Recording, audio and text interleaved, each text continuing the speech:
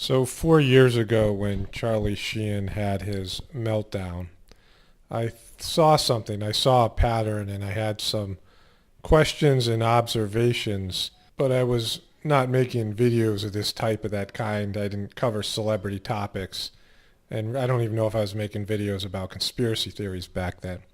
So there was nothing for me to do about it. But it is a great example of somebody having a MK Ultra mind programming meltdown, as well as being punished for doing something that they weren't supposed to do. And in Charlie Sheen's case, I don't know if people remember this, but right before he had his meltdown, Charlie Sheen became a 9/11 truther. And he did a bunch of interviews with Alex Jones, and they did a little video together where he was asking the president questions. And it wasn't a good thing for the truth community because Charlie Sheen is not a good person. And he is clearly connected in a bad way. And I think he used to have some sort of semi-powerful position within the dark world of Hollywood. He is a self-proclaimed warlock, and he has that same sort of energy like Jimmy Savile or Aleister Crowley. He's maybe a lesser version of those types of guys. Jimmy Savile was a self-proclaimed wizard. And you have that. It just seems like Charlie Sheen got a much better career than he deserved based on his talent. He was a multi-millionaire. And if you look at his life, there's a couple good videos out there. And he looks like he was somebody who was a serial abuser. There's many reports of him beating various women. There are sealed court documents and payoffs to his ex-wife for abusing their children. And there's a lot of reports that there was sexual abuse with his children. And then there is the stuff with the actor who is now dead, Corey Haim. His buddy Corey Feldman is talking a great deal about the two of them being sexually abused. And we all know that there is a rampant sexual abuse among the powerful and the elite in Hollywood. So this is an open secret. People know this. This is not something that's new news to anybody. And Charlie Sheen and Corey Haim were in a movie together called Lucas. And it is well known that Corey Haim was sexually abused. He must have been, I don't know, looks like a 12-year-old kid at that time on that show and why he was making that movie. And the person that sexually abused him was a high-profile person. So there's a lot of arrows pointing at Charlie Sheen there. So here's a guy who has had a huge drug problem. He just seems to be a real greasy, not person with high character, somebody who has a lot of negative and dark energy, demonic energy.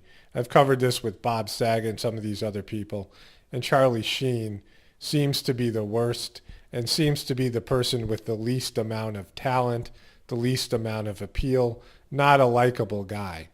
And when he became a 9/11 truther, it was all about Charlie. It was a narcissistic type situation. If you see any of those interviews with Charlie Sheen and Alex Jones some years back, it was sort of like a narcissist off, who could be more narcissist in the interview.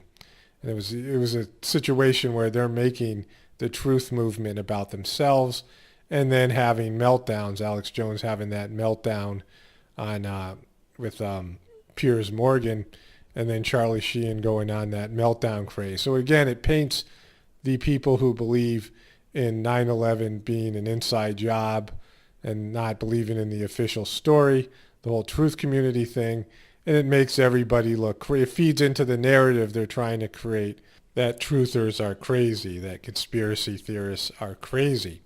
So this doesn't help anybody out. That kind of behavior doesn't help anybody out.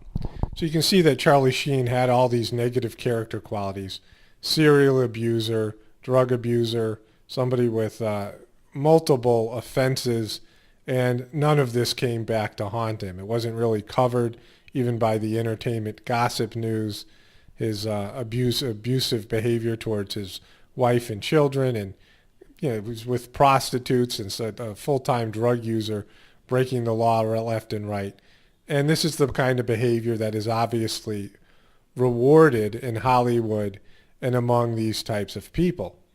But Charlie Sheen made his fatal mistake when he came out and became a 9/11 truther and did this stuff with Alex Jones. Not that I think that the controllers cared or thought that he was going to do any damage to their brand and to what they were doing and their agenda, but they wanted to send a message to other people in Hollywood and the general public. So when you take a look at what Charlie Sheen looked like in early 2010 and late 2010, right before he had his meltdown in 2011, and it looks like an entirely different person.